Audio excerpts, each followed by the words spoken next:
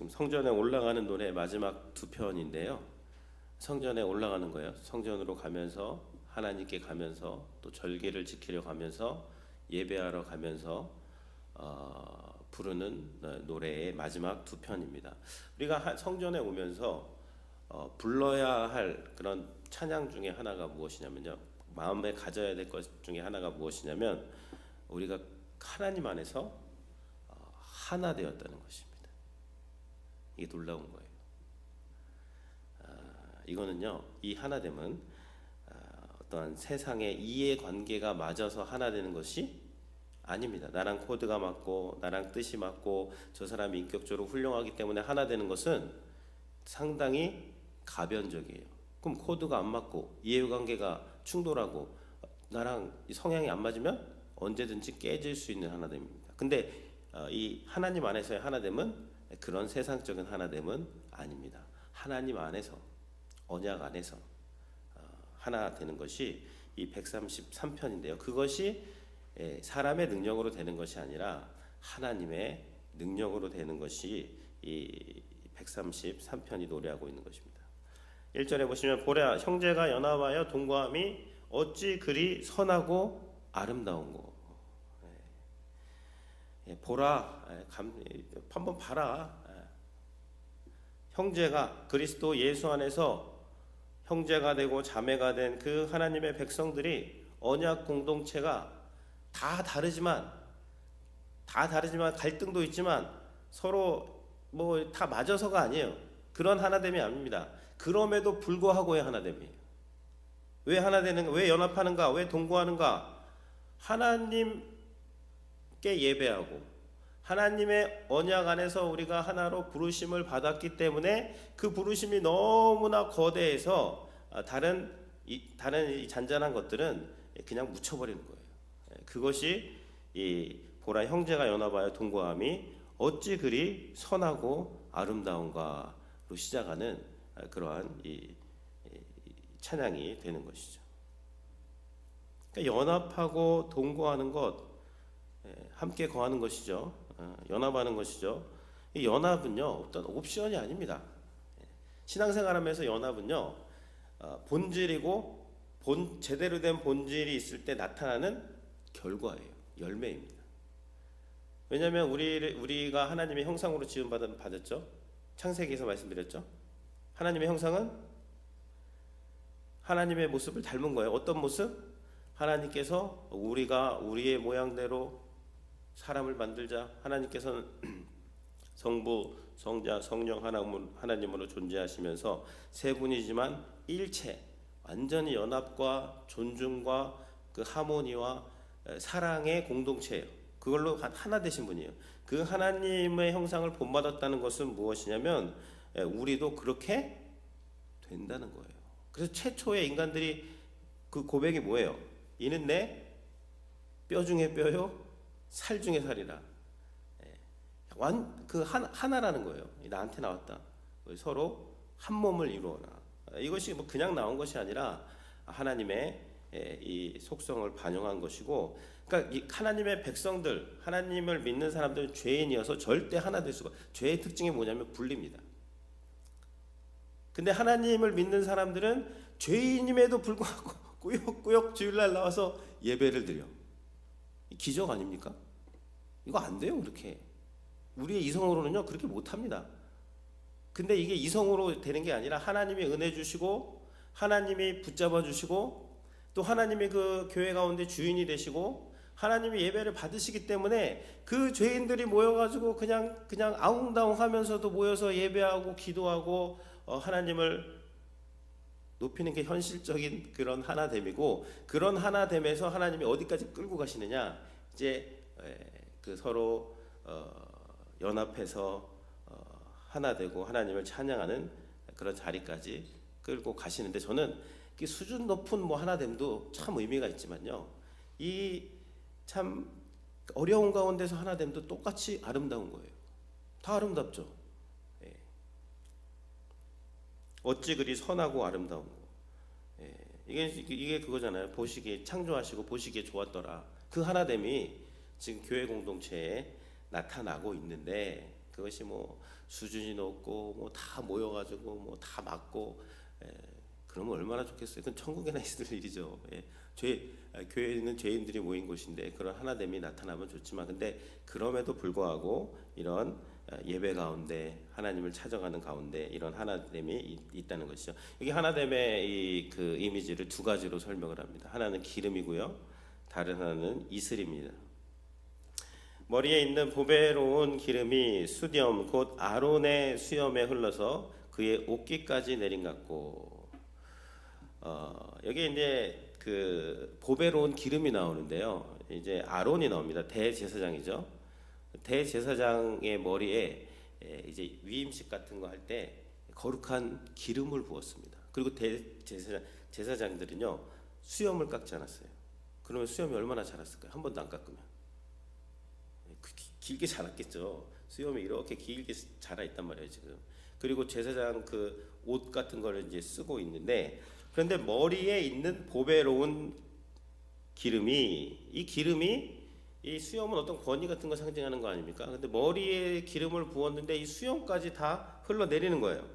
흘러내려서 그의 옷깃까지, 제사장 관복의 그 옷 끝까지 다 기름이 흘러 내려간다는 것이죠. 이것이 연합의 하나의 그림이라는 것입니다.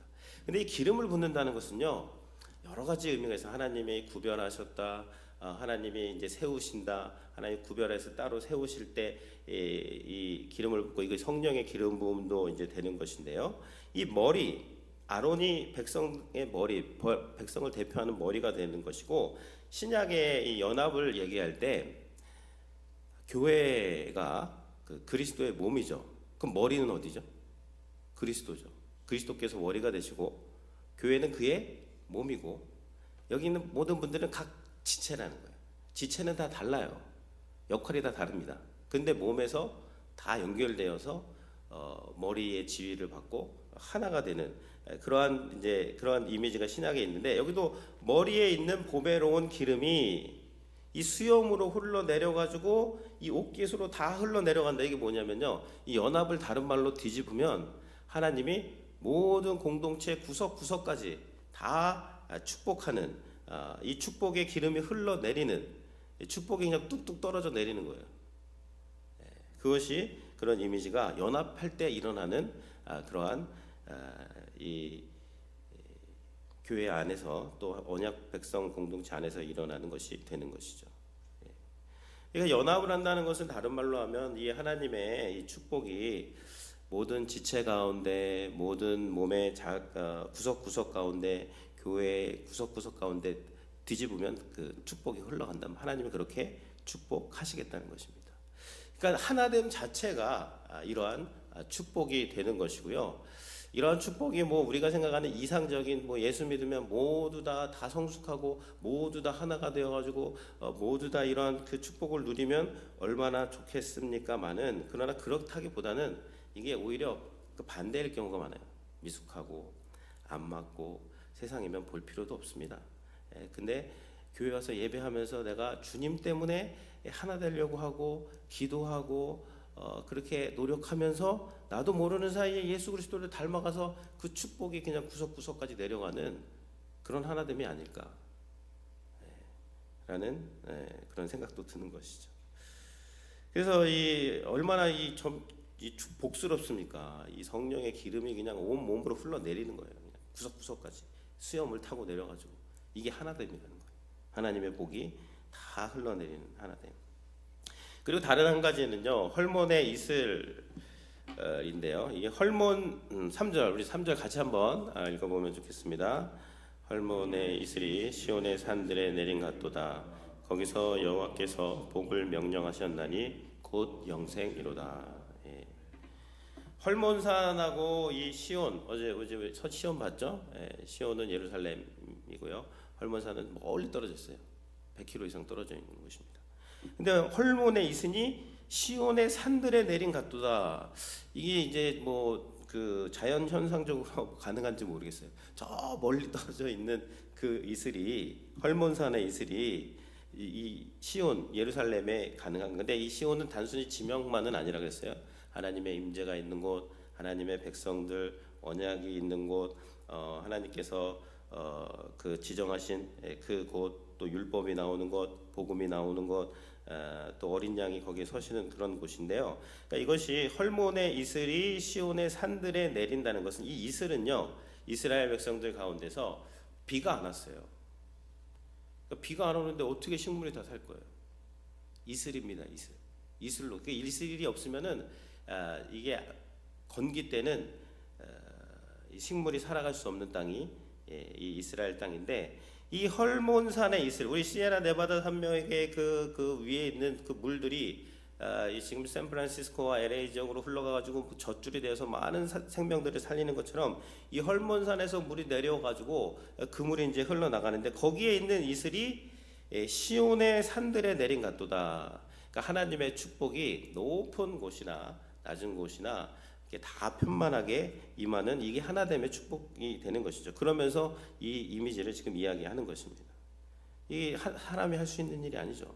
이슬이 높은데 낮은데 또 먼데 이 하나님의 그 땅 가운데 임하게 되어서 그 아론 대제사장이 기름 부음 갖고 기름 부어서 그 기름이 온 몸으로 뚝뚝뚝 떨어지고 또 이슬이 온 땅에 이렇게 퍼진 같이 하나님의 언약 백성 공동체 안에 하나됨이 나타나는데 그 하나됨은 이러한 이슬과 같은 축복이고 기름 부음 같은 축복이라는 것이죠.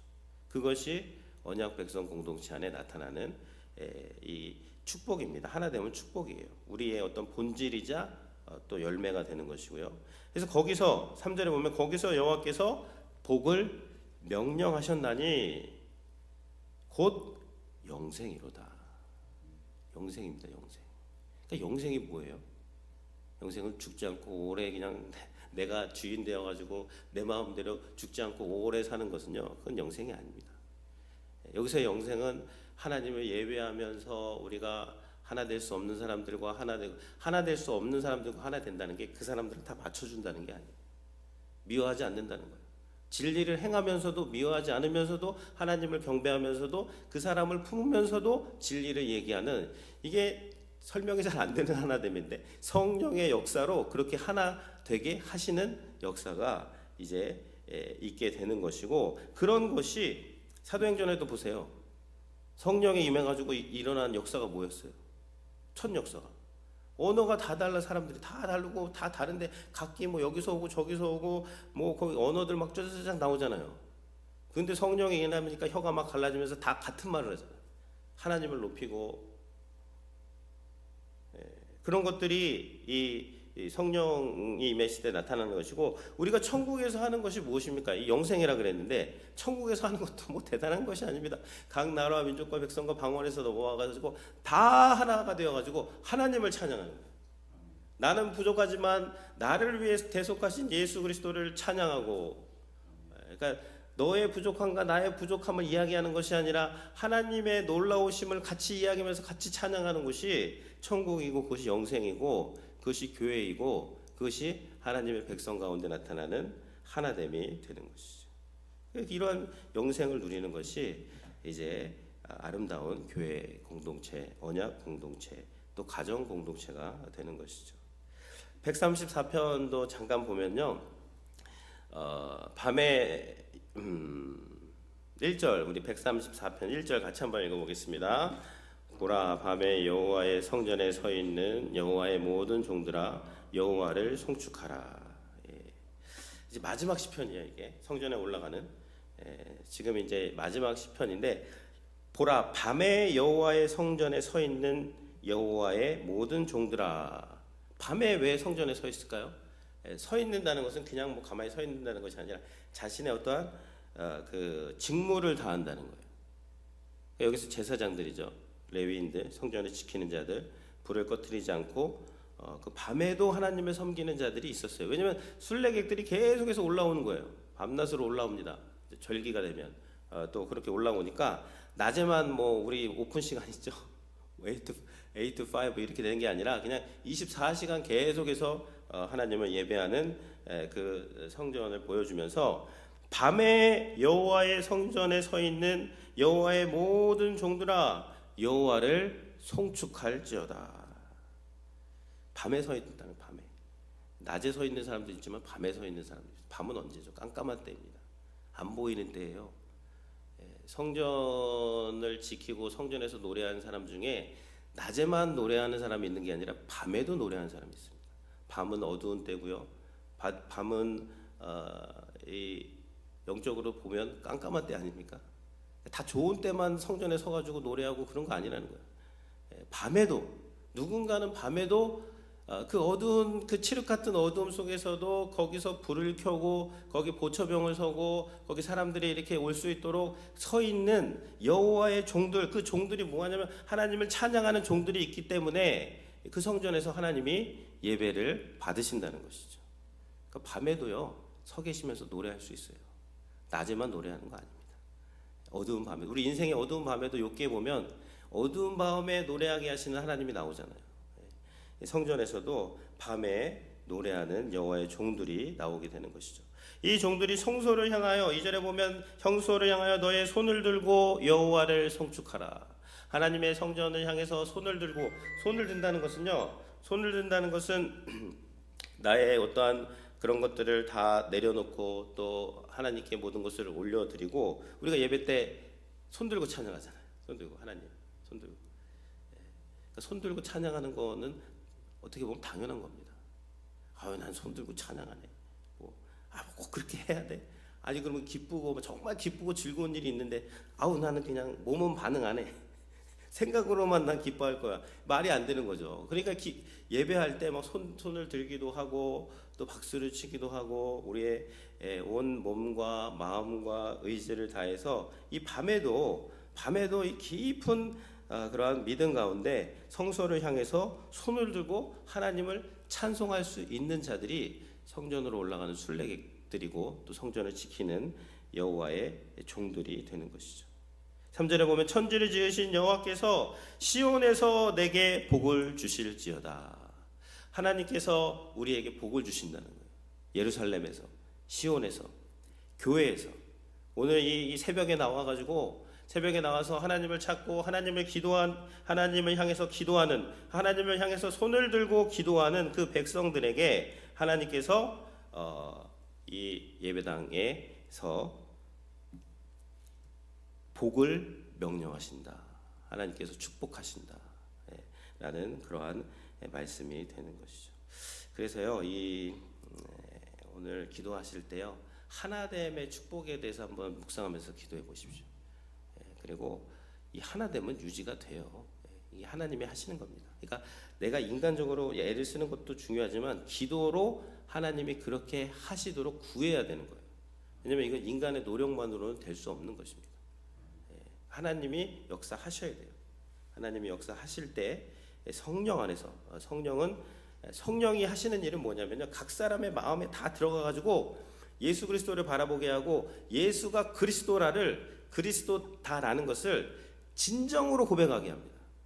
그럼 예수가 그리스도면 다 그 고백을 하면 그 고백 안에서는 모두가 다 하나가 되는 거예요. 근데 그 고백을요, 가짜로 할 수 있어요. 모르죠, 우리는 어떻게 하는지. 예수가 그리스도라고 뭐 숱하게 얘기하면서 일상생활에서는 자기가 주인이야. 자기 뜻 안 굽습니다.